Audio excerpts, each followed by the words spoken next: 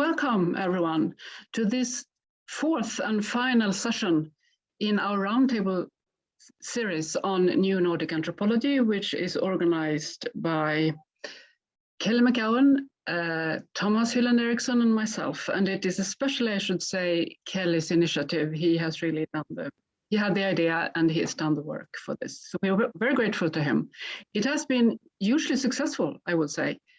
So we are hoping that it will continue in various forms after this final session. So I will start. I am Helena Wulff at Stockholm University, and I will start by introducing our four panelists. 1, 2, 3. We're actually 5. Yeah, together, of course, with me, yes. So there are 4. We have 4 speakers, and then I will do the chairing.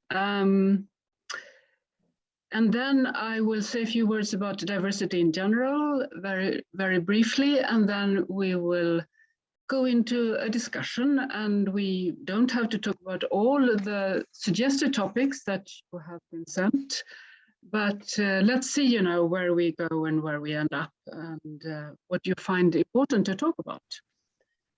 So if I start with Synnøve Bendixsen, please. Yes, so I'm Synnøve Bendixsen. I'm an associate professor at the Department of Social Anthropology, University of Bergen, and a research professor at Christian Michelsen's Institute, also in Bergen. So I have conducted research on migration issues for almost 2 decades now. In my PhD, I pursued fieldwork with young Muslims in Berlin, examining their religious identification and how that took place within a religious youth organization. And I was particularly concerned with how they crafted a pious self in Berlin, the role of the city and the religious organization in that work on the self. After that, I went over to study irregular migrants in Norway for several years. And I particularly looked at irregular migrants from Iraq, Ethiopia, Afghanistan in Norway, who had their asylum application rejected, and they had not left Norway within a required date. What do they do when they need healthcare in a universal welfare state such as Norway, having limited rights and health rights, social and health rights? And so I argue that the idea of the good citizens as hardworking and contributing to paying tax was important in their political mobilization. And here I also explored how the universal welfare state of Norway has become a form of internal bordering, distinguishing between those deserving and those undeserving of care.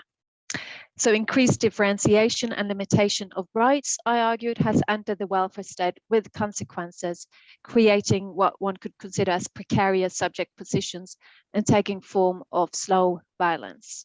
So the nexus between immigration control, which deals then with those entering the country, and welfare policies, the internal provision of social rights, is here particularly relevant, and one topic that we could continue discussing. Just a final project I'd like to mention, which is relevant for us for this discussion today, I think, was another take on the role of the welfare state regime and social exclusion of migrants and refugees, was a research that I did on parenting cultures. The background of this study of parenting cultures in Norway was a recognition that as Norwegian society has become more culturally diverse, new parenting norms, ideologies, and practices also emerged. Simultaneously, middle-class values and practices are considered as the ideal of parenting, while other groups of parents are targeted as vulnerable and at risk. And you can see that in the way that the welfare state is constructing its policies. So together with my colleague Hilde Danielsen, we argue that the parents in some neighborhoods in Bergen, which is the 2nd largest city of Norway, consider the inclusion of other people's children as an essential part of generating a good childhood and an inclusive neighborhood. So that's also some of the topics I would like to explore if of interest. Thank you. Okay, and thank you so much for inviting me to be on this. You're very welcome. So, and then on my list is Maja Povrzanovic Frykman, please. No, you have to unmute. We can't hear you. Yes. Sorry, of course. It's okay, don't worry. May I share the screen? Is it possible? Yeah, absolutely. because it said that disabled, yeah, okay.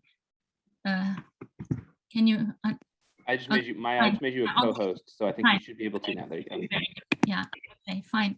So you see my screen, I hope. I wanted to make it very quick. I was very happy to be invited, of course, and thank you very much. It's really refreshing to, as I said at one of the prior times, to get the time for thinking together on things that are actually not my main interest. I was thinking a lot of about diversity, but I never really did research on diversity as such. So very briefly, I in order to be brief, I will present these few PowerPoint slides. Those of you who maybe know a bit more about my work, you know that I have done a lot on war and exile experiences, civilians experiences. Then coming from Croatia to Sweden to some 20 years ago, I kind of profiled myself as an ethnologist focusing on migration. And then doing migration studies, I was focusing on transnational social spaces and transnational practices. And here, I mean, all these three big fields of my interest, as you can see here, actually involve my interest in everyday practices, in social positioning and identifications. And also what I actually, when I was thinking how to summarize this in 2 minutes, it's very much experiences and the experiential ground of whatever I'm then interested in theoretically that I'm focusing on. So that led me to exploring the materiality, material objects, and to this project, the transnational life of objects, which I have been dealing with a couple of years ago, and I'm still kind of publishing on the basis of this. It's something that is very dear to me and very important, but I would not really focus on this today because I think I have some other topics that are more relevant for the diversity. Now I have to know how to, yeah, okay. Anyway, so there is this homing project interview that I gave, and that is really summarizing my trajectory between war studies and studies of transnational practices concerning objects and materiality. But here, when I first, when I first came to Sweden, I was following the refugees, and being a Croatian native and Croatian scholar who had some 15 years of experience in Croatia and the PhD from there and so on, I did what I could as a visiting scholar here in Sweden. So I was following the refugees, and what I understood was that there is actually diversity within the ethnic group, and even within people who are not only adhering to being called Croats, but also are on the same page when it comes to the political project of Yugoslav dissolvement, right? But then again, what I was seeing in Sweden was all these perceived differences between those who were labor migrants and have been living in Sweden for like 20 years before the refugees came from Bosnia and Croatia. So that was actually the start for me to kind of think beyond the diversity at the face value of the standard common, at least in the public spaces, if not in academia, understanding of diversity of ethnic groups, or, you know, kind of following this kind of pattern, because what I was seeing was diversity within in so many different ways. There's one out of many publications here. I was talking about experimental ethnicity meetings in diaspora. It's from 2003 or 4, but I still think it's actually very interesting, like epistemology of insider researchers and what I could see. So this was my start with kind of being aware of the need of being cautious and really understanding what we talk about when we talk about diversity. I mean, these same ideas brought me to talking about conceptual frameworks and reflection of ethnicity, identity, culture, and diversity. I think this is the only, or maybe one of 2 articles that in which I have diversity in the title. With regard to how migrants are represented in museums, maybe we can say something about that a bit later. And then one of the topics that we got as speakers we got some hints at the questions and topics. And one question was about cosmopolitans versus locals, if I may simplify it like this. So I did some research on cosmopolitanism, but actually it was about conjoining the local and universal concerns, something again that absolutely has to do with our interest in diversity today. And then Thomas was kindly contributing to this book that I was co-editing rather recently. Formally, it came out in 2020 on, as you can see, conviviality, but also creolization and cosmopolitanism, where I had a co-authored article on refugees welcome initiatives in terms of how cosmopolitan values are important in this context, also something I might tell about today. And then very importantly, I was the main supervisor, and the so-called second supervisor was Professor Nina Glick-Schiller. You all know who she is. So it was wonderful, of course, to have her on board. And Christina Hansen, who did her thesis in 2019, she actually won the best thesis award at Malmö University for her generation, or in her year of defense. So if I have a chance, I might say something about diversity as conceived in this particular thesis. And the thesis, as you can see in the subtitle, was about activism in Malmö, left-oriented, activist groups that are independent and are very much oriented towards refugees and gentrification issues. Finally, in the last couple of years, since 2016 on, I am doing research on highly skilled migrants in Sweden.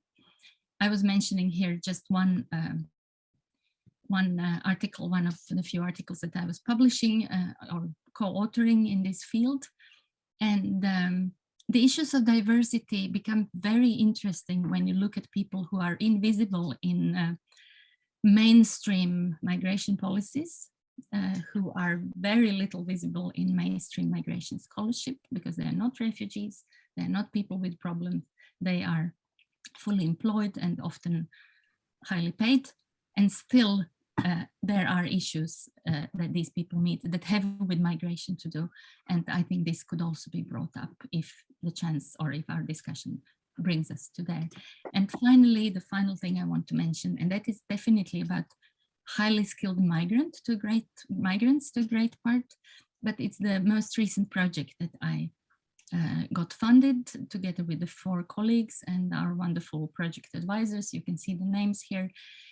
And it is about people in academia and cultural production in Sweden who have something with migration to do, being migrants of first or second or whatever generation, and who are highly positioned. And we want to see about their trajectories and so on. So in a big, broad sense, this very much is about diversity in academia and cultural production and how these people got there.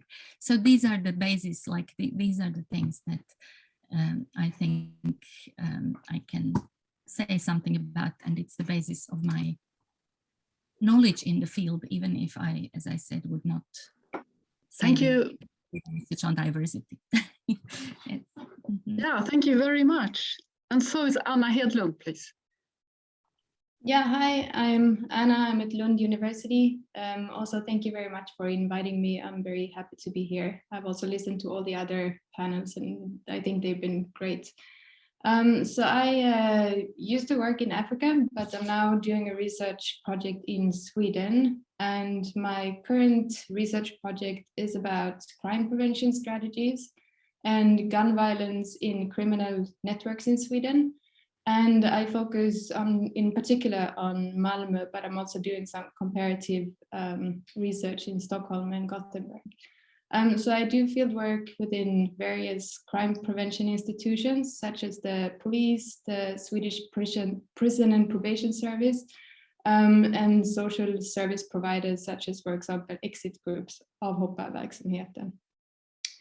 But I also focus on the criminal networks in Malmö and those young men who have experiences with gun violence.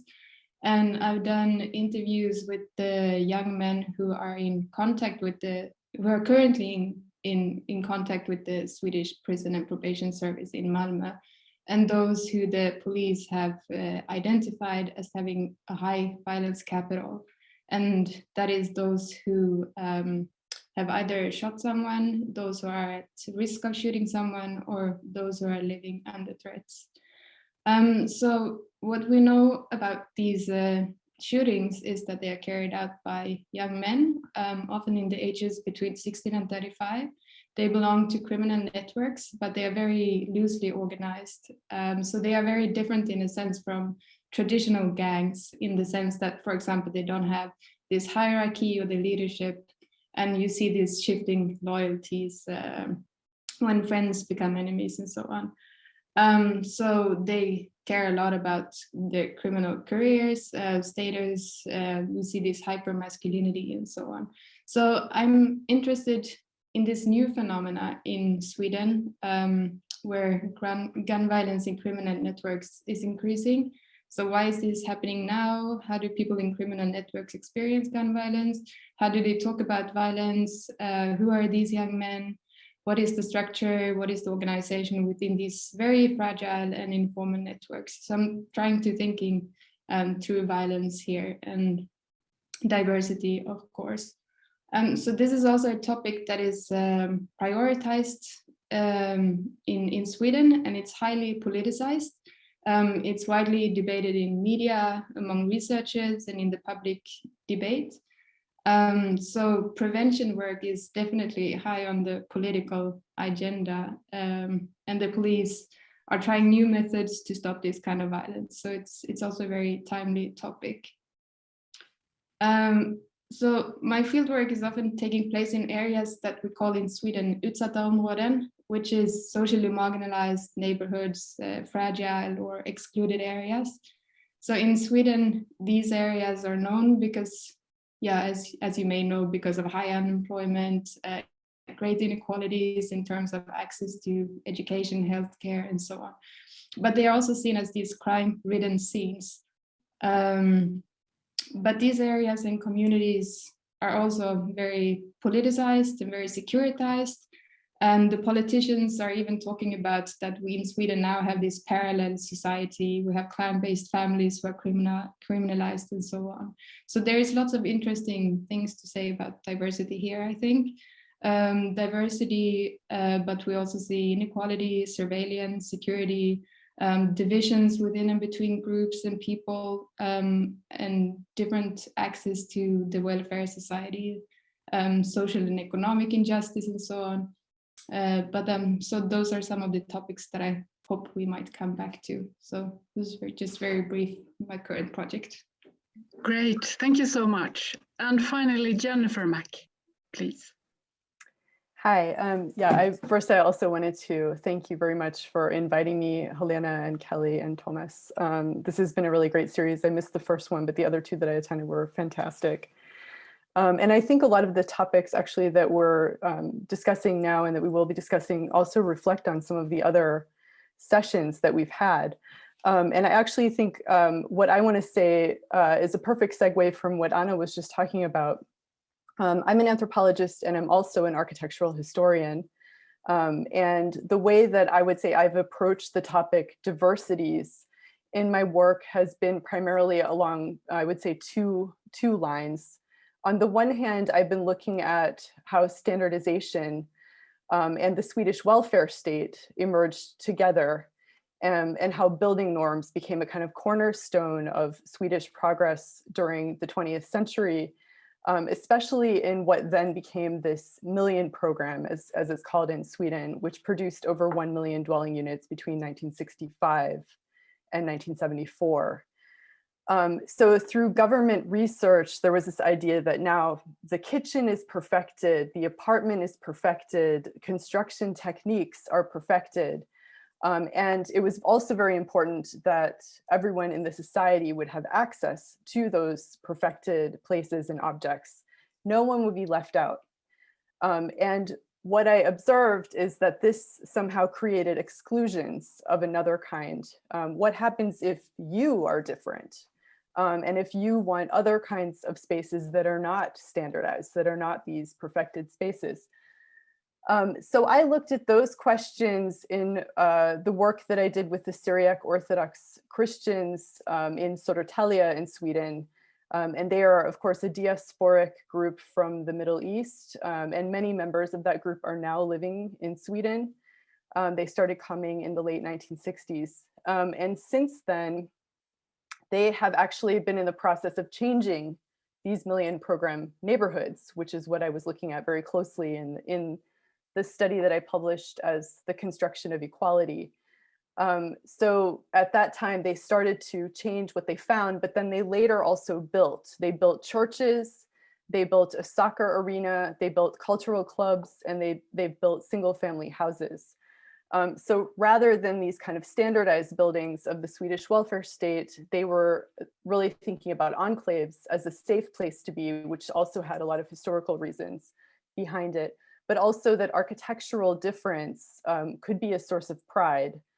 And this created, I found, a major crisis for urban planners and politicians also in the town, who had to then consider whether equality and standardization could actually still be thought of as partners in a multi-ethnic, cosmopolitan, or what we might call creolized Sweden here today. And then more recently, I have been very deeply troubled by how areas like million program neighborhoods, where you could say diversity is most pronounced in Sweden, are being stigmatized and treated as disposable. Here, as we just heard, crime, segregation, and unemployment are said to be rampant. And we have these labels like utsatta områden, vulnerable areas, I usually use as a translation, problem suburbs, and as we've seen in the recent Danish case, ghettos.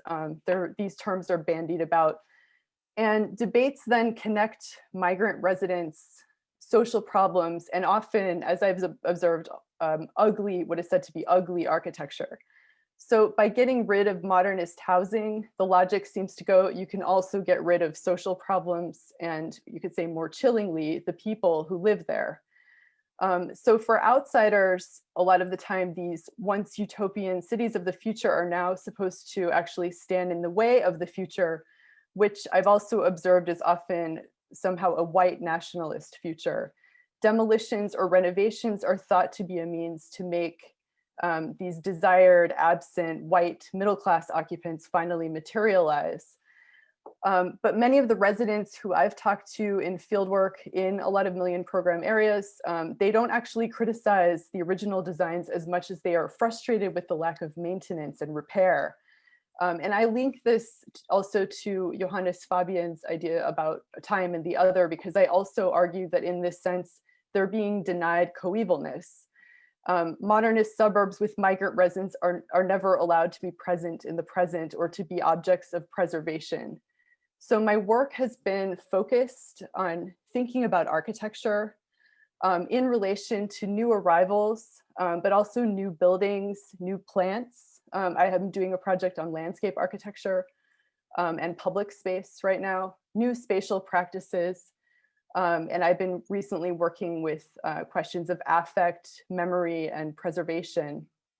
And I want to ask why these diversities are so threatening to Nordic planners, police, and politicians, especially when they're combined. These debates are not really just about aesthetics. People's homes and parks are being threatened. And you could even say that these demolitions that are proposed are forms of racial banishment, to follow Ananya Roy.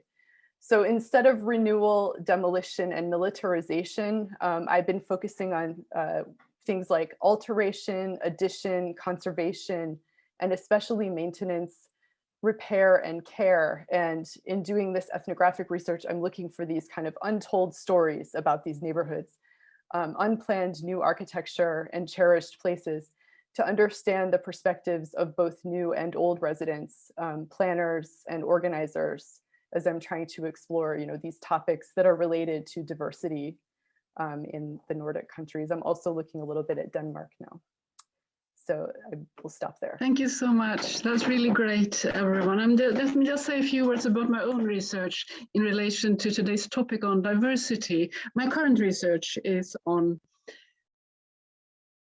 migrant writing in Sweden, which then includes both fiction but also journalism by authors who introduce themselves. They say, I'm a Swedish writer, but they write almost exclusively about migrant experiences. I'm talking about Jonas Hassenkemiri and Porne Roy and Johannes Agnoro, if you remember, if you know of them. And my argument is that these writers, these authors, are diversifying Sweden from within, because they are already here. They were born here, or they came here as young children, and they speak Swedish like I do, and they see themselves as Swedish. They look different, and this from me, but that's, you know, something that, and that is something that I often write about, issues to do with that. But they are educating mainstream Sweden about their own country. They're telling the rest of Sweden, hey, you know, we are now a country of diversity, if you haven't noticed, and this is your country. So that is really an important endeavor that they are engaged in. And what they then do is that they write about experiences of exclusion, obviously, you know, but they also, and I think this is important, right, there are many instances of integration in their work. So it's not only about racism, it's also sometimes they take, you know, integration is taken for granted here. And I then find this interesting and also a sign of today's Sweden. If we think about the concept of diversity on a conceptual level, just for a minute, before we start the discussion, Ulf Andertz has argued that diversity, or an understanding of human diversity, is actually, or could be, anthropology's brand. This is our specialty. This is where we are experts. And he has said that this is what the discipline is primarily about, if we look carefully. It is, we are here to document the variety of human life, and now perhaps also life beyond the human, but the diversity is the driving factor. Of course, it does include inequality, power structures, and lots of various different processes, but diversity is what it is about on a larger level and also on an ethnographic level. So having said that, I find all your introductions immensely interesting, and we could start somewhere in them, but how about if we start with at least one of the questions that we sent to you, and then if you just raise your hand, I think it's fine to do it like this in the panel now, and then when we allow the audience in, we may have to ask them to notify me in the chat when they want to say something. I don't know how many people we have 20 people, so that should be fine. Okay, so if we start with the third question here, which I think Thomas Hylland Eriksson contributed, with respect to diversity, are there different mechanisms of exclusion and inclusion in the Nordic countries? Remember, we do to keep the Nordic perspective here, you know, comparative and inclusive. There's a risk that we focus on our own country, of course. But in order to contribute to Nordic anthropology, we have to keep that awareness. And I think it's very fruitful, very inspiring to do. Or are apparent dissimilarities really the narcissism of minor differences as a prerequisite for social integration in Norway versus the more republican or citizenship-based principle in Sweden versus the neo-nationalist backlash in Denmark versus Finland? Did you follow me there? So, different mechanisms of exclusion and inclusion in the Nordic countries. Yes, Maja. Yeah, this question is very, so we who are supposed to say something, we got these questions in advance, right? So just that the rest of you understand. So, and I thought that this was extremely complex, and very, very complex. And so my just to start the discussion here, or thinking about this, first of all, well, we don't have anyone from Finland, but maybe people have done research in Finland, and we have people from Norway and so on. So my knowledge of something that I thought of was not on the level of institutional inclusion or exclusion, or the ways that citizenship may be granted or not. I actually don't know how it works in Finland and Norway, but in Sweden it's still very easy to get citizenship. If you have been in the country for 5 years, you are able to get citizenship. I think that's still valid, and there is no language or cultural history or whatever test. So you don't have to deserve citizenship by being interrogated in any way. I mean, it's the matter of being there, being present in the country. But what I can contribute just very shortly to this discussion with is that what I have seen, and especially with my research and my colleagues' research, because I was editing this book, so I know what we know in Sweden, at least what we knew a couple of years ago about highly skilled migrants. This is very interesting because people, I mean, the inclusion is on the basis of class. I mean, it's class and education that are actually mattering. I'm not talking about the official levels, the institutional levels. I'm talking about, again, from the ground experiences. So this is the mechanism of inclusion that I can see. And yet, unfortunately, so many people who do research with highly skilled migrants, they witness to this always already being intersected with race and the country of origin in this order. So on the one hand, yeah, education and some kind of habitus that you can expose in your daily whereabouts, of course, matter, and not to mention the level of fluency in English language. Swedish is really not so important in academia and in many other professional high business kind of levels and so on. But it's always connected with racial and some kind of country of origin issues. There are so many stereotypes. There are so many hierarchies that are in place consciously or yeah, subconsciously. So it's really concerning. Okay, thank you. Now I think Synnøve was next. Yeah, thank you so much for this very complex question, Thomas. So in general, what we usually tend to argue or say is that Sweden has taken the lead in a so-called multicultural policy. Denmark has rejected multicultural society.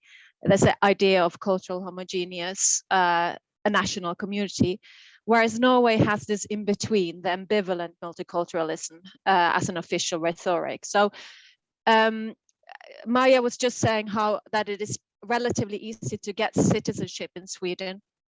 In Denmark, it is quite hard, and it's becoming increasingly harder.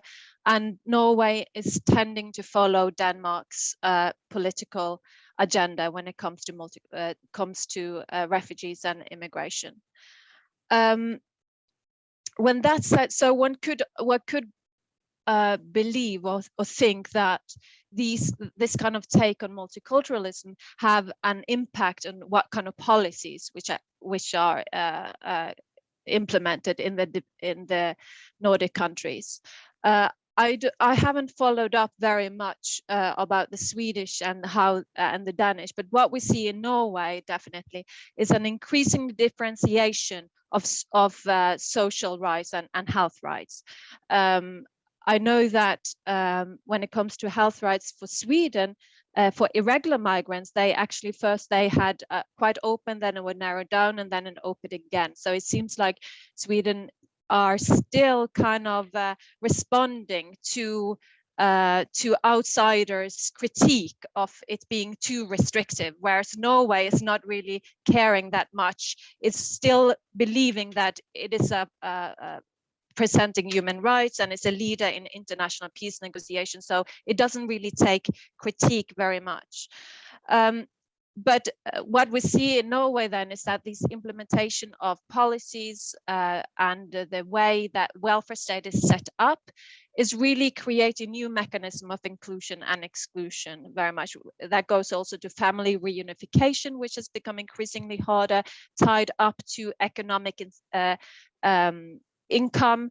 So it's supposed to incentivize refugees to get into jobs as soon as possible and to earn money in order to get there, to be allowed to have a family reunification. So the welfare state, I think, will have an impact in how diversity is understood and how it is responded to. But I also wanted to follow up very shortly on what Maja was saying about the racialized stereotypes, because there maybe it would be interesting also to see about the historical trajectories of different of diversity in the different countries. So is it different to be a Kurdish migrant in Sweden than in Norway? You know, so is it considered, because a lot of, just for one example, because a lot of political active Kurds came to Sweden as refugees, and that has created a different community and also a different representation in the public than what you have in Norway, where the Kurdish population is differently combined, it's less politically active and culturally oriented. So that's also something that will affect the stereotypes that we see in the public of the different groups that we have. Absolutely, a very important point, I think. Thank you. Now it's Jennifer. Yes, I think I see this through the filter of my own research, of course. So I'm thinking about these questions about the mechanisms of exclusion and exclusion in relation to these neighborhoods that I was just talking about. And, you know, I mentioned also that I have been doing a little bit of work in Denmark. I've been working with a few other people on comparing the so-called ghetto plan, which is this plan to do away with what they call parallel societies by 2030 from 2018, and comparing it to the police list of the utsatta områden in Sweden. And what we've discovered is also that the way that this police list has been developed and the kind of stigmatization of the neighborhoods has actually become a mechanism, you could say, of exclusion that is completely based on subjective opinions, because it is based on what the police perceive to be problematic areas and then backed up with statistics after the fact. So I think the way that these ideas of where you should and should not live, and where what places are actually somehow producing additional exclusion in the minds of many of these, especially far-right politicians, tend to then recreate themselves. And I think in the police report, they even said one concern was that they would further stigmatize the neighborhoods. And I think, we see this kind of repeated over and over again. One of our conclusions is that somehow the Swedish police and this list are following in the footsteps, you could say, of the ghetto plan, that the ghetto plan is only the most radical version of this idea that, these areas actually in their presentation contribute to exclusion, but also by painting them in this way, they're creating additional forms of exclusion. We were really surprised also to find that on the Swedish Migration Board website, you can actually now type in an address and it will tell you whether it's in a red zone or if you get a green check. And if you're in a red zone, you may be denied benefits, actually. You may be denied social welfare benefits. So I think the way that stigmatization has played a part, I think, in not only in stigmatizing these areas, but also their inhabitants, I think is a major mechanism of exclusion. And I would say that is apparently similar and perhaps is something that is progressing. I was thinking also about what Synnøve said about parenting cultures earlier and your work on that, that these ideas about who's doing it the right way, and where. In the Danish ghetto clan, they're even enforcing Danish language childcare. That this is also part of this emphasis on the family then becomes a way of creating these boundaries between insiders and outsiders.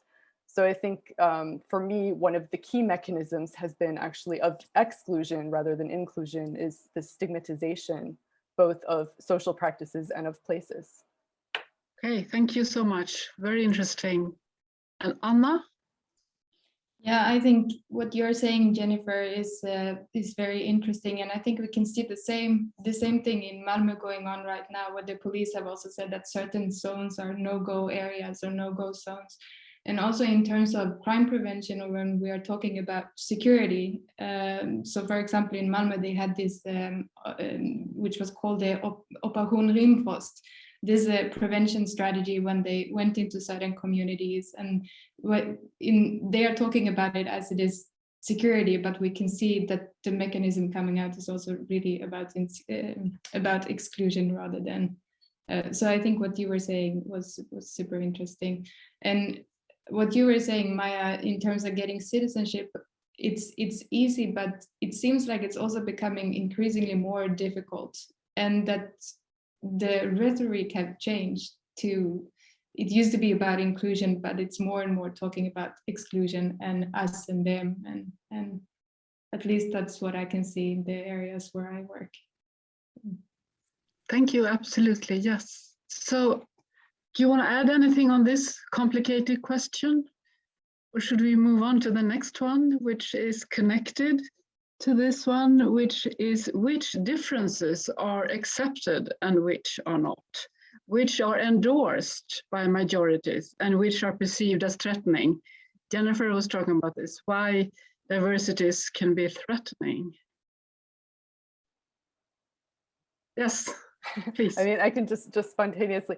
Yeah, I mean, I was really surprised actually also coming from the United States to see just how threatening enclaves were for many Swedish urban planners and architects, that, the creation of spaces, even when the occupants are actually, middle class, maybe they're, working and well established in Sweden, and I'm not talking about million program areas now, but neighborhoods that are built by migrants, that both the fact that they're created as kind of ethnic enclaves, and also that the architectural expression of the houses is different than what has been endorsed by Swedish planning historically, through the 20th century, that these differences have been extremely threatening, not just in terms of their aesthetic appearance, but actually in terms of some kind of representation of what they mean for the society. And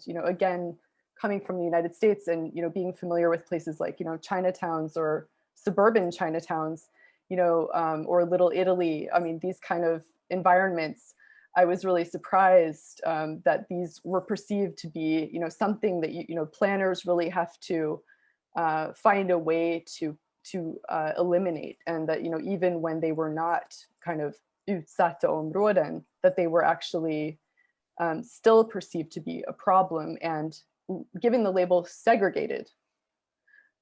So I think it was really interesting to me that even the aesthetic expression can be perceived as a difference that's not acceptable. Okay, thank you. Yes, absolutely. Now we have Maja first.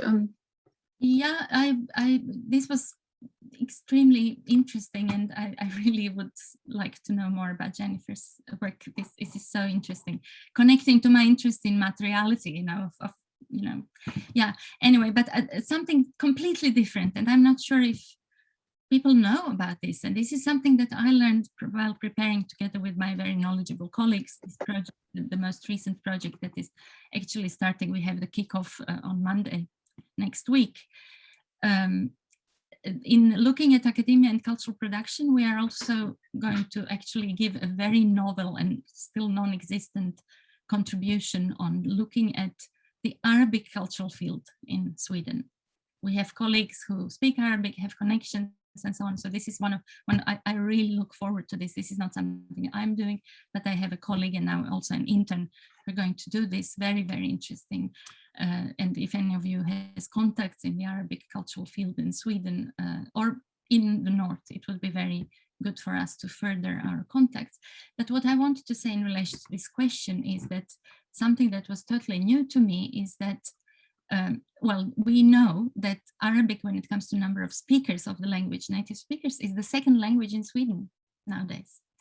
How this comes about in, you know, what people think about it or not, I would say, and this is just an impression that I have because we will know more when we do research, but it's like parallel worlds.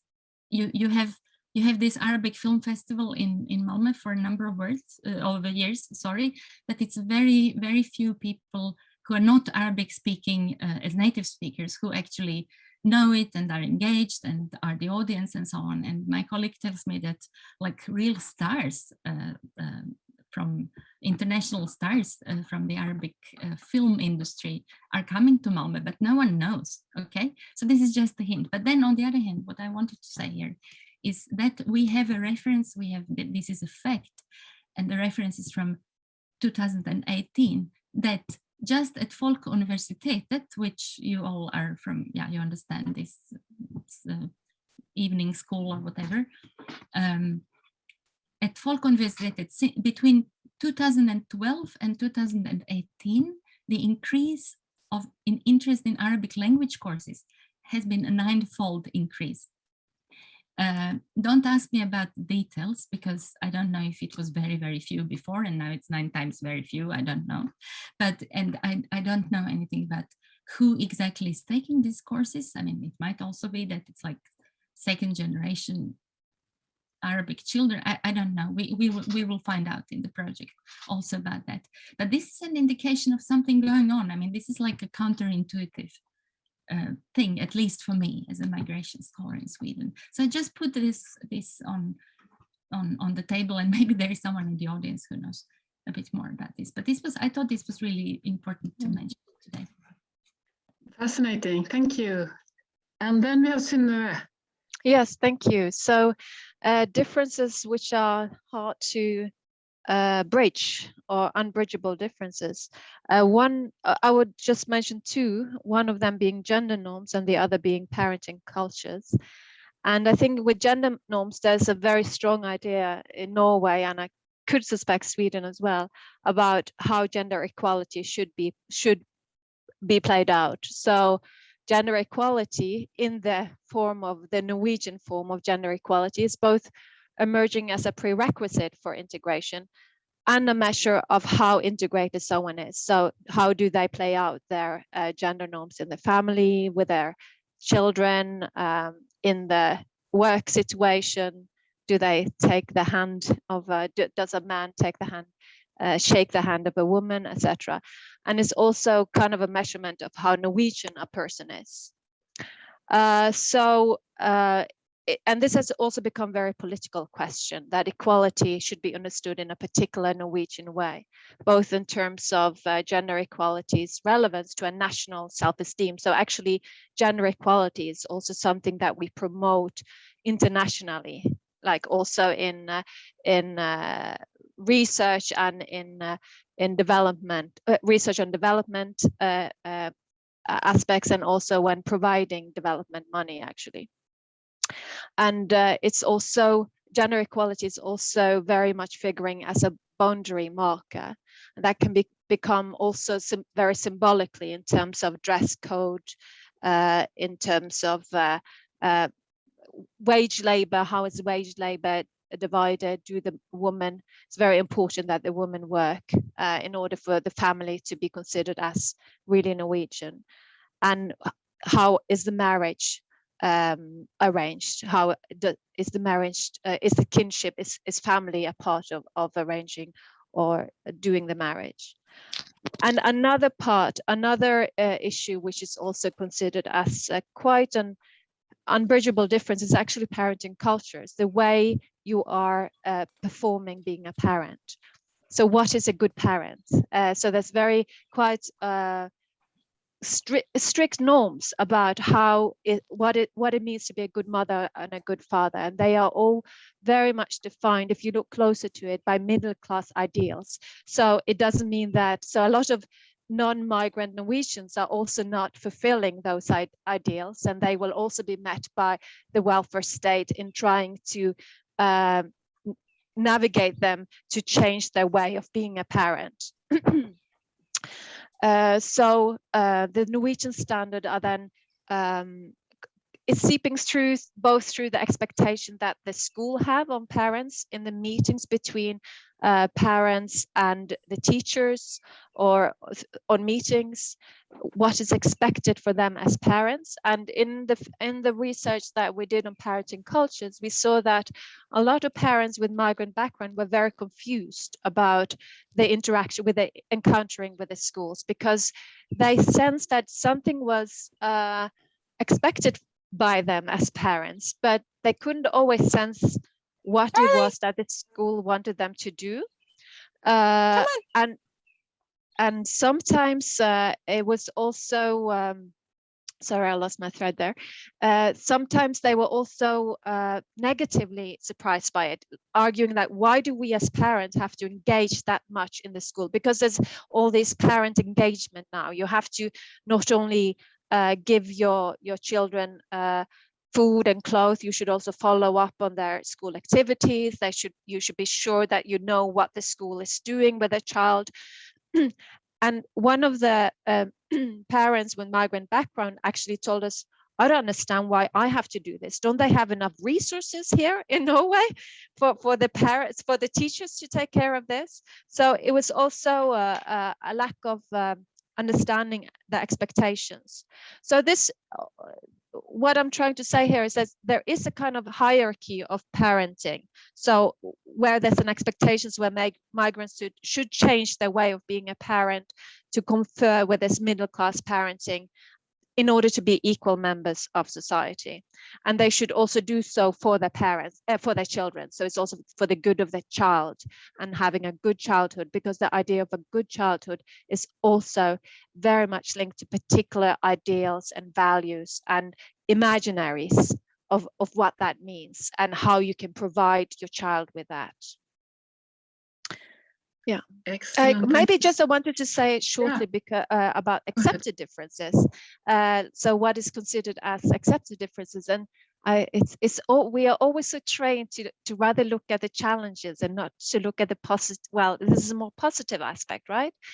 And of course, music and film could be one part of it, but I think food at particular points. So you don't want food, not in the sense of you're living in a apartment block where the neighbor is making something unfamiliar smells, but food on international days, on community days, on celebration days, which are different from what you usually eat. This is very much celebrated. So food is celebrated, but I think the context and the place really matters on whether or not it's giving a positive content.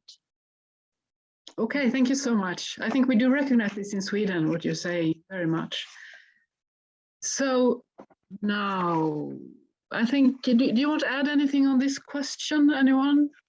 Or should I move on? We have many questions. I don't think we have time for all of them, and most of them are connected. So the next one is also, of course, connected to what we have been talking about here. And the question is, what role do the Nordic welfare regimes play in patterning migrant incorporation and aspiration? So our welfare regimes, they have been mentioned, and they do vary a bit between the countries. But can we say anything more right now about this? The welfare regime. Yes, Synnøve? We can't hear you. No. Yes, okay. Yes. Okay. So sorry.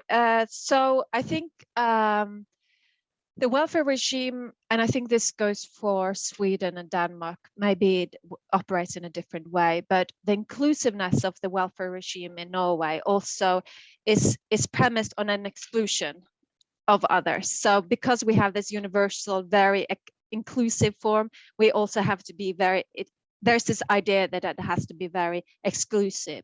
And these are very often racialized, and it's classed others, and it is considered as a threat to the, these others are considered as a threat to the welfare state and society.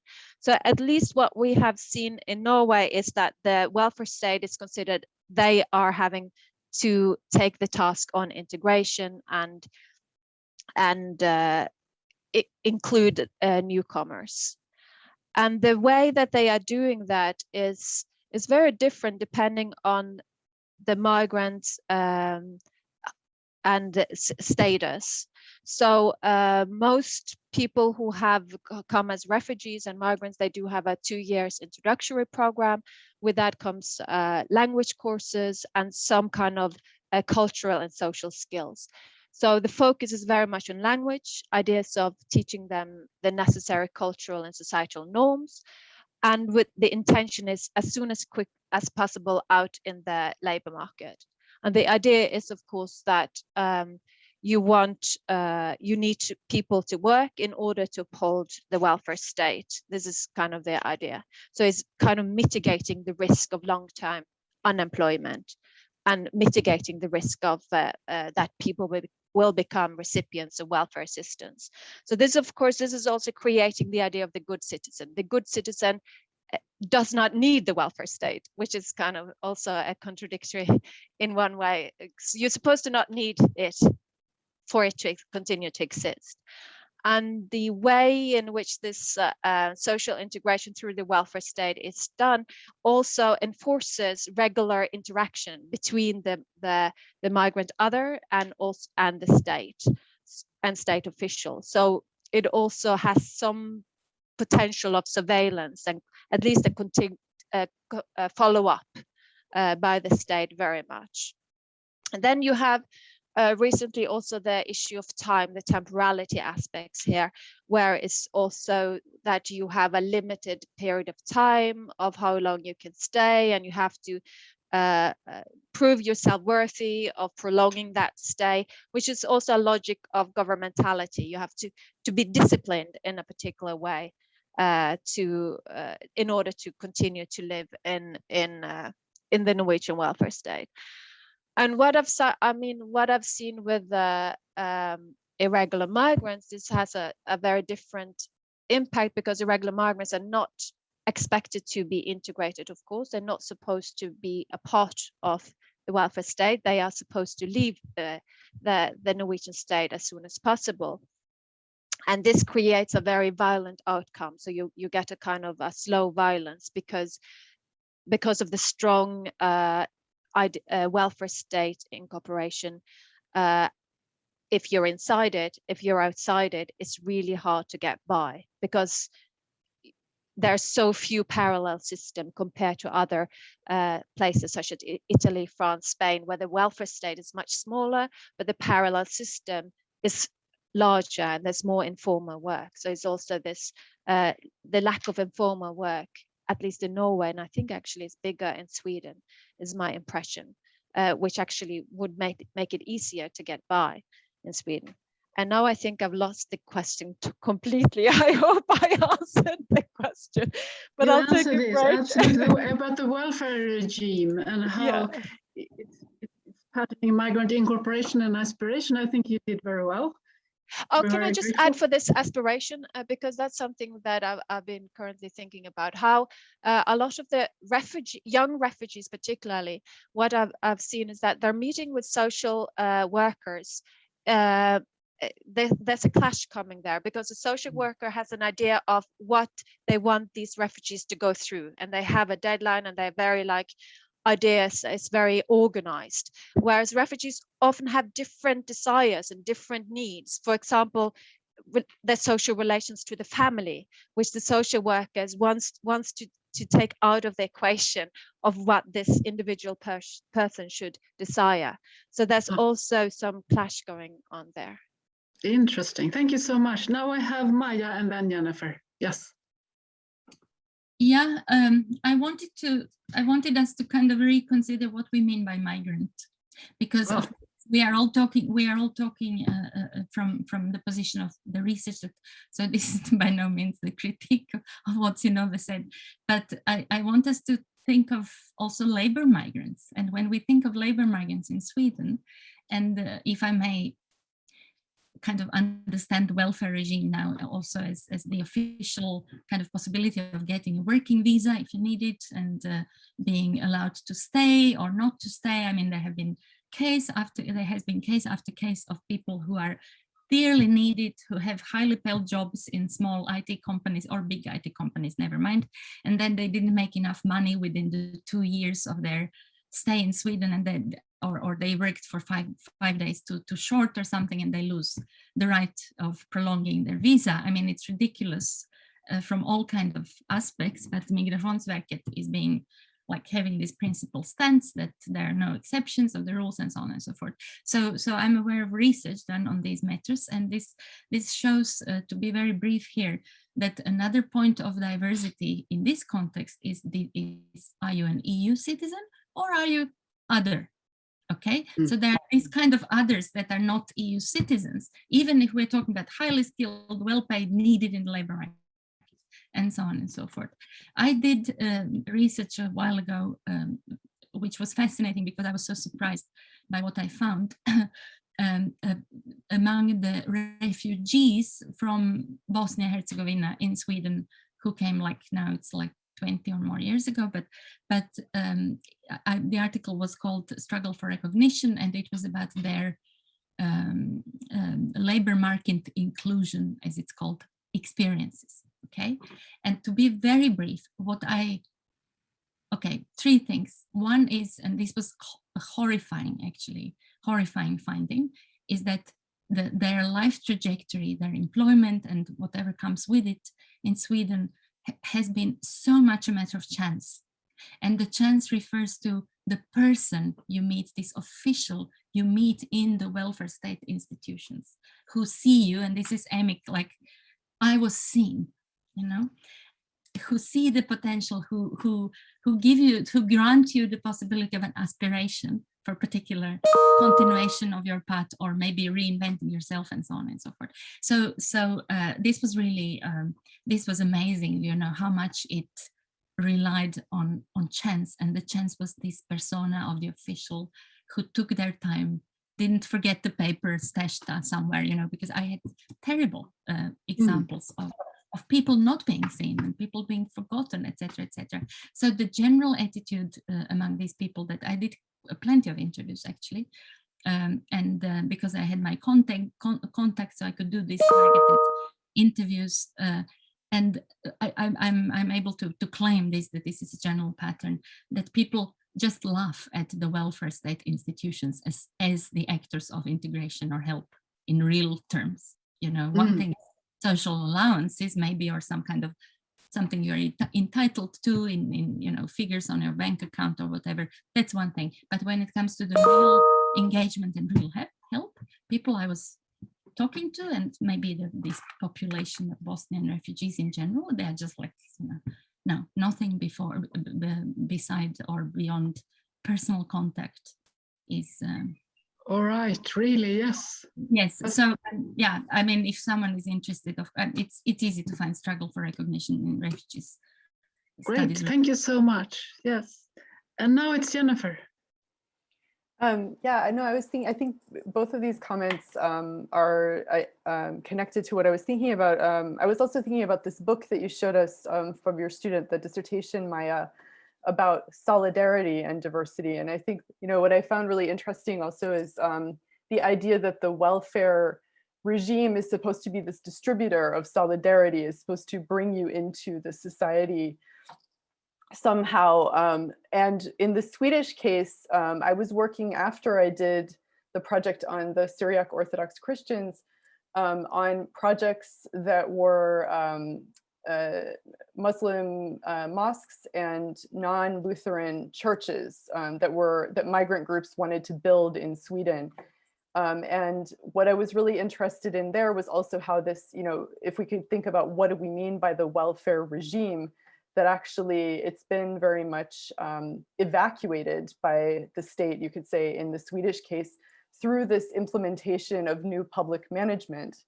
And so what I was really interested in was how then the people who migrants are interacting with in relation to this question about their aspiration, which I would say these projects are very aspirational, to build a mosque, to build a very large church or cathedral in Sweden, then end up going through this regime in which the person who's responsible for kind of facilitating this project getting forward and actually getting built also has very ambivalent feelings about those projects in many cases. And what I observed is that because the welfare regime is no longer the sort of robust mid-20th century version with the kind of the standards that I was talking about before, but also the sort of understanding of certain kinds of rules of incorporation, that it's very much left up to the individual to kind of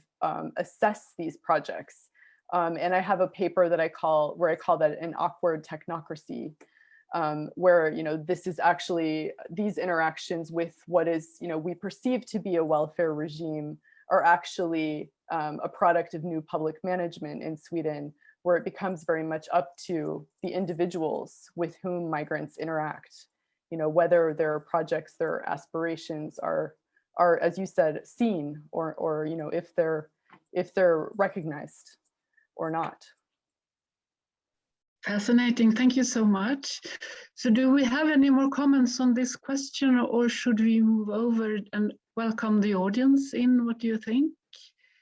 In that case, I thank you so much, everyone on the panel, and you may continue to comment on issues later on that come up when we have the general discussion. But now I welcome the audience, and for those who know how to use the chat function, you can tell me there. You can just raise your hand I'm not seeing any, if I can see any. Yeah, I see a hand here, Ulf Hanners, but you have to unmute. Hi. Unmute, please. Okay. Do you hear me now? Yes. Okay. Now, I'm not really going to comment scientifically on what I've heard in this session, but sort of point out that I'm not following this from some remote ivory tower, but I'm fairly close to a lot of this in different ways. First of all, I was interested to find that at least 500 people on the screen in front of me are right now in Skåne, probably about 1 hour's drive from each other. And I'm a Skåne boy myself. I was born in Malmö. My very first home was around the corner from Möllevångstorget, who later became sort of the first center of diversity in Malmö, with various kinds of exotic eateries and so on in just about every building. Then, apart from that, I have now spent, well, this is my 51st summer in this village in the northwestern corner of Skåne, where I've been spending 51 summers by now, in a house which belonged to my family for a long time. And you see this this boat there behind me. That's a ship which had at its captain at one time my maternal grandfather, who left this neighborhood of Skåne to become a sailor, and eventually became a captain on that boat and other boats trafficking between Sweden and Germany and Finland. So he was also part of transnational connections in a way. On the other hand, 3 of his brothers, again from this area of Skåne here, became immigrants to North America, ending up in the Chicago area. And so they contributed to diversity in another part of the world, in the United States. So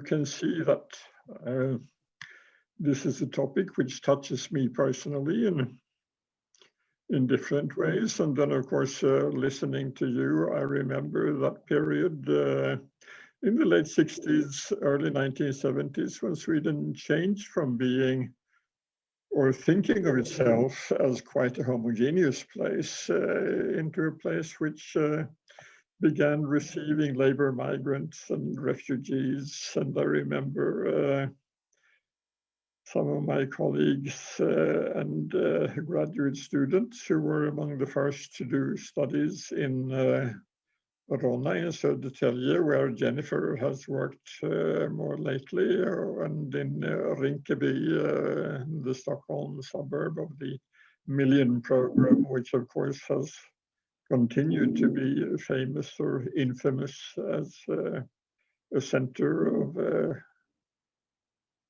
Swedish diversity. So again, I am not following this from just my past domicile in the ivory tower, but feeling that I'm quite close to the places and the research that you all have been doing. So thanks. Thank you very much. Do we have any other comments from the audience? Thomas Eriksson, hi. Hi, Thomas. Great to see you. Hi, hello, Helena. Hello, everybody. I'm sorry about the, I have a fairly uneven internet connection because I'm also not at home. You see, I'm well, not exactly in Skåne, but I'm in the sort of on the southern coast of Norway. So we have a uneven internet connection just today. So thanks very much, Helena, and thanks everybody for the great contributions to this conversation. I'd just like to sort of, to add to the general conversation about the similarities or differences between the Nordic countries, because I really do believe that in some respects these countries are more different than we tend to believe regarding the general cultural and social grammar. And we could look at history, where Denmark and Norway and Finland have very different histories in terms of nation building. And they have also emphasized in their conceptualization of who they are, very different dimensions. In Norway, you have a strong ideology of decentralization, for example. So you have a kind of diversity there, but it's not the same kind of diversity that you get in the cities with migration, which is urban and which is messy and which is not rooted, etc. Whereas in Sweden, throughout the 20th century, there was a very strong sort of modernist, forward-looking form of nation building. Norway was looking backwards to the romantic, to the peasant society, to the authenticity of the small hamlet and village. Whereas in Sweden, one would try to leave all of that stuff behind, basically, and build a modern, rational, efficient society. So the underlying question here is, what does it take to be included? Where are the boundaries of the category of people who have a belonging? This is a much vaguer and fluffier question than the one sort of raised by the people who have been speaking here, because they have very specific knowledge about the very specific policies. But I'm thinking along the lines of, well, maybe in Norway you have to love culture. You have to love the culture and the mountains and the winter. In Denmark, it's the informal social life, informal socializing. In Sweden, it's contributing perhaps to the economy. If you can, if you can contribute sort of to the building of this rational, as it were, society. Obviously, this is far too simple and to be genuinely useful for an analysis. But that sort of reflections could be a starting point for beginning to tease out some of the differences between these countries. Since we're now approaching the end, I just like to remind ourselves that this is about the Nordic ethnographies, and in order to think about the Nordic area, we have to think in a comparative way. Absolutely. Thank you so much. That's totally wonderful, Thomas, of course.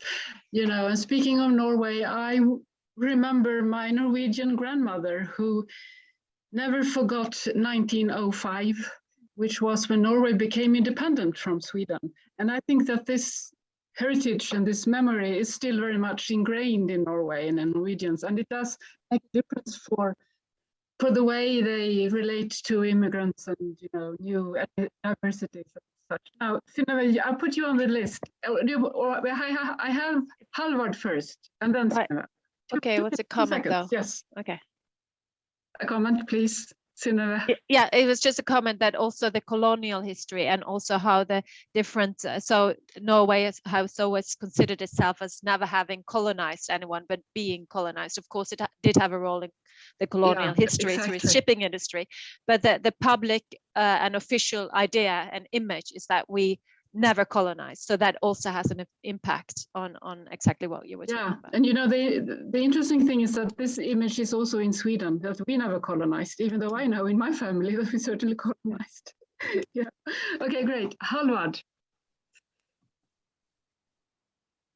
Thank you very much. And thank you for your contributions and stimulating discussion. I agree completely with Thomas here that there are probably some interesting comparative dimensions that we should use this opportunity to explore further. And I would like to challenge you to reflect on that. To what degree do the similarities and differences in the Nordic countries help us develop our comparative sensitivity in terms of, for instance, asking is the Nordic country or the Nordic countries relevant as a ethnographic region in the sense that it makes sense to compare aspects of Nordic diversities with other regions in terms of, for instance, the significance of the aspects that Thomas mentioned. And in this regard, for instance, as a comment to you, Synnøve, because I thought it was, well, there have been many very interesting topics discussed and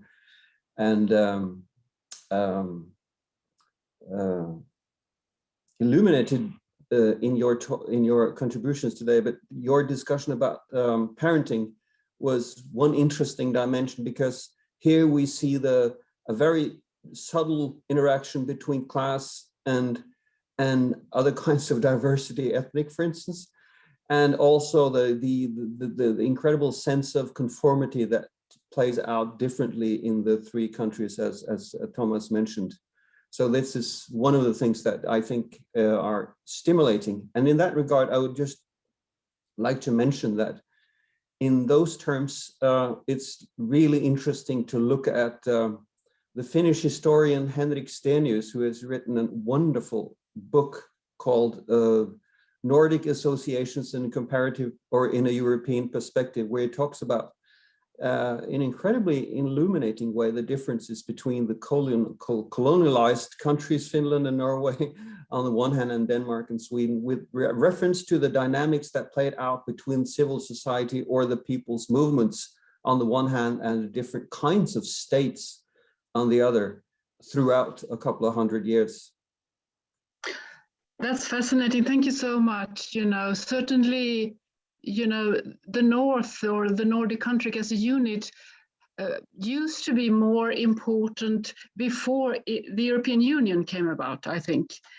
So there's a shift since then. But on the other hand, now recently, there is a new interest in this union. So I think, we're sort of moving back to this focus. Obviously, that's why we're doing the new Nordic Anthropology series here. Then, of course, with the pandemic, things have, I hope, temporarily become more complicated between our neighbors because of different restrictions and rules. And I'm not going to defend Swedish policy here at all, but yeah. But I think this is very, very important what you say here, both Thomas and Halvard.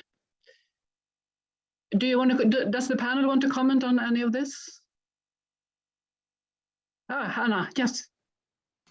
Yeah, I just wanted to say that the comparative perspective is very interesting, but we also have new regions, like since we're all in Skåne, like for example the Öresund region, where you have lots of collaborations, the same kind of policing strategies and so on, which I think is also should be taken into account. So while there might be very much differences, there is also new regions coming up. Exactly. Exactly. And new connections in that way. Absolutely. Thank you so much. Yeah. We have a question in the chat. Why diversities can be threatening in Finland is the question. And expectations or assumptions related to diversity in Finland. Do we have any comments on Finland here? Yes, Synnøve, you know Finland. The little I know about migration in Finland is that apparently migration started relatively late. I mean, migration in the sense of migration of the other. So the otherness construction has started relatively late. It's relatively few compared to the other three countries. But the last couple of years, it is true, it has fueled some well, it has increased some populist parties on the right, which has increased their popular votes. And why they are threatening, I don't know if the dynamic is that much different. I mean, probably the othered, the content of the othered are probably different than in the other Scandinavian. Particularly, I was thinking the relationship Finland has with Russia, for example, which is very different than what we have in the other Scandinavian countries. And a note on the side is that, interestingly, during the Corona crisis, Finland seemed to be the best prepared nation of all the Nordic countries. And I read that it was probably because of their long experience with Russia. They had had huge halls with stacks of all kind of necessities for such a crisis. They were prepared. They were prepared. but I saw Maja had. Maybe Maja know more about Finland than I do. No, thank you so much. I see Thomas was first. Thomas, maybe Thomas first, and Maja then. Thomas, please. Just very briefly, yes, about Finland. Yes, it's true. I mean, and Finland is also interesting in the sense of having had a different trajectory of nation building from the Scandinavian countries. You know, Denmark and Sweden, two of the oldest nation states in Europe. Norway, a very young one, 1905, as Helena pointed out. Finland, in some senses, even younger. And yet, there was this internal diversity in Finland also, which was interesting, between the Swedish-speaking and the Finnish-speaking population, which goes back centuries. And also in the Finnish north, there's an interesting frontier between Finns and Sami, which you don't find in Norway or Sweden, where there are also, I mean, Scandinavians and Sami, where there's a more sliding scale, you see, between Finns and Sami. There are many ethnic Finns who are involved in reindeer herding. There are lots of people who identify as Finns and are identified by others as Finns who have Sami ancestry and who are now trying to capitalize on it by, you know, claiming rights and so on, which is a bit of a controversy in Finnish Lapland. So Finland has an interesting history of diversity. Not so much of migration because it came later, as has been pointed out. And I also like to mention very briefly, since we're now approaching the end, that yes, we may think of the Nordic area as countries, but we can also think of it differently. As Anna says, regions, the Öresund region. Why did 65% of the population in Skåne vote yes during the referendum in 1994? Well, some people, friends of mine in Skåne, says not because they loved Brussels, but because they hated Stockholm. So finally they could turn their back on Stockholm, okay, and orient themselves towards the continent.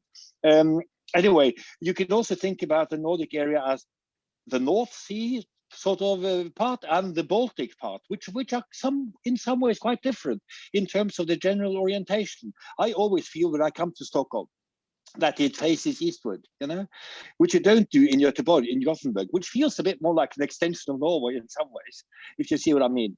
So there are these differences as well, inland versus coast, which is also crucial. You know, absolutely. A lot of these areas coast, a lot of it is inland, and they have commonalities. Coastal communities have something in common, and inland communities will have something in common, regardless of which country they're in. So we can continue this conversation and not necessarily focus on national differences, but also look at other dimensions of diversity. Thank you so much. That's very important. Thank you, Thomas. Now, Maja. Yeah, thanks. Yeah, it's a pleasure to listen to Thomas always, because you have the ability to synthesize, but also to lift the gaze, like to give us a broad perspective. This is very, very nice to hear. But to what you said, actually, it's fitting very well to what I wanted to say. It's always the matter of context. Who is othered and in what ways, of course. So Stockholm definitely is othered in many contexts in in Skåne, for example, in the recent discussions of infrastructure that is going to or not going to be built to connect Stockholm with what is felt from Stockholm perspective, perhaps as periphery of the country.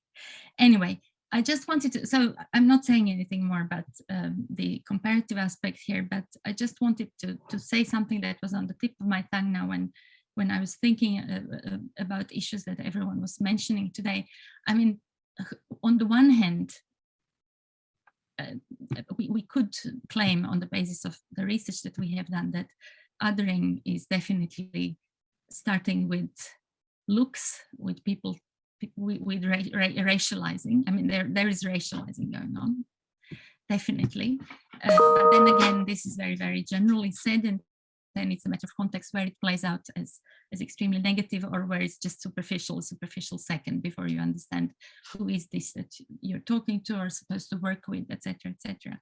But what is really, I mean, when there was one of these questions like what is constructed as threat, I would say poverty is threat.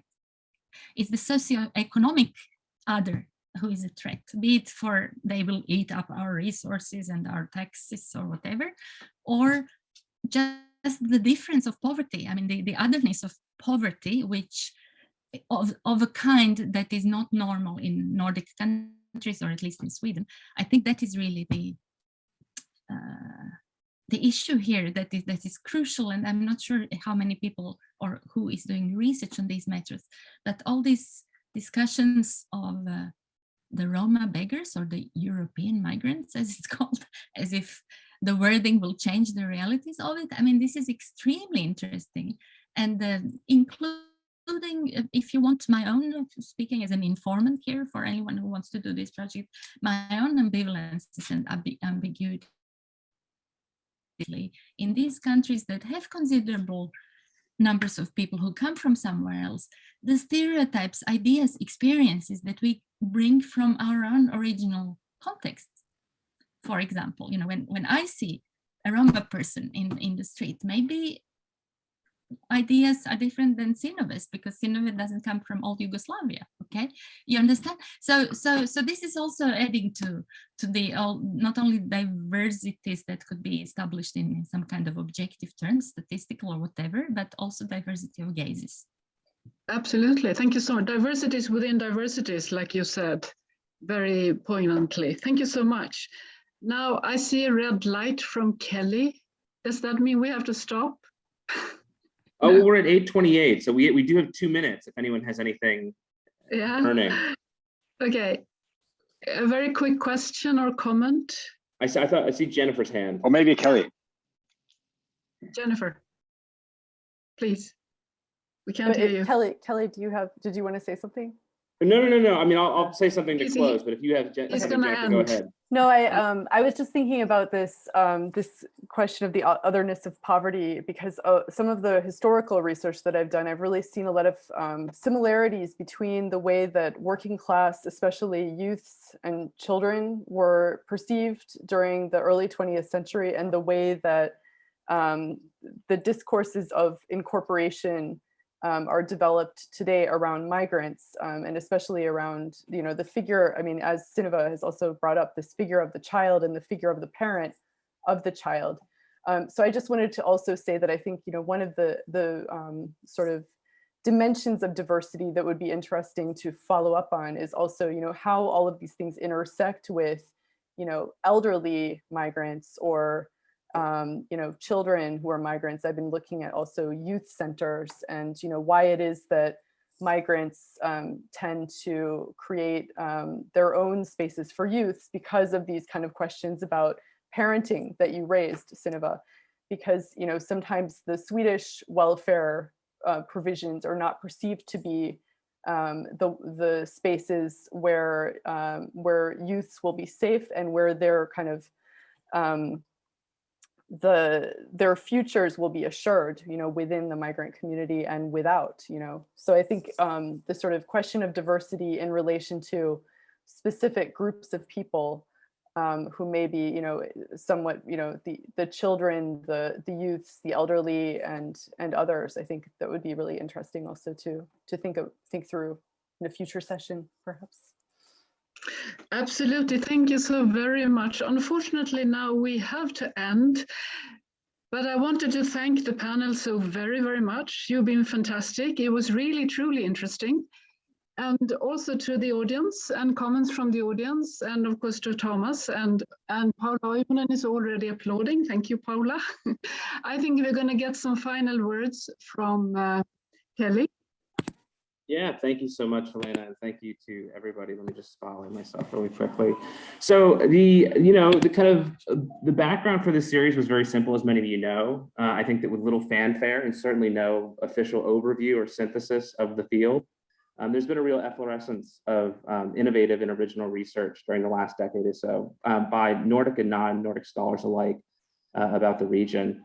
And when I kind of looked at all of this next to the last great overview of the field, Marianne Gullestad's annual review piece from 1989, I was really struck by the novelty of the research and the potential value that was out there of bringing everybody together just to have conversations, without formal oral presentations. And it was really wonderful to discover that Helena and Thomas felt the same. So with these 4 roundtables, I think that we've done a really fantastic job excavating some of the new questions and commitments that are shaping the field, from the future of social democracy and the entwinement of national identity and environmental sustainability, to terrestrial and embodied technologies and the implications of diversity across many cases.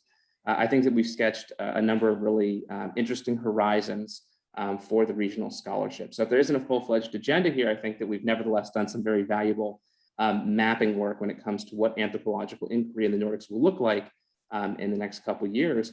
And I think also, we collectively have said a lot about what anthropologists can say about the Nordics and ultimately what the Nordics can say back to anthropology as a global discipline. So I think that that's been very valuable. The other thing that we wanted to do with the series was bring all of you together. In the conversations that I had with Thomas and Helena, it was clear that we've been reading, following your work, dialoguing with many of you individually. We have, we're fans of you. And so it was really fantastic to be able to bring you all together in a new place and hopefully not only create the connections that, you have new interlocutors now, but hopefully even potentially new collaborators moving forward. So if there's been a benefit to this pandemic, and there has not been many, it's the fact that we could all gather together in virtual space. And so with that, we'll conclude the series. Thank you so much to Thomas Helena for co-organizing this with me. Thank you to all of our panelists for your wonderful contributions. And thank you to our audience. It's been really fantastic to have such an insightful group join us each month. So we're going to have a conversation, Helena, Thomas, and I, about what to do with this series moving forward. We're going to post the videos of the sessions on the website, so keep an eye out for that. And with that, we look forward to staying in touch and following your scholarship and continuing the conversation. So thank you so much for being part of this. Bye. Thank you. Bye, everybody. Thank you so much. Wonderful. Thank you. Thank you very much.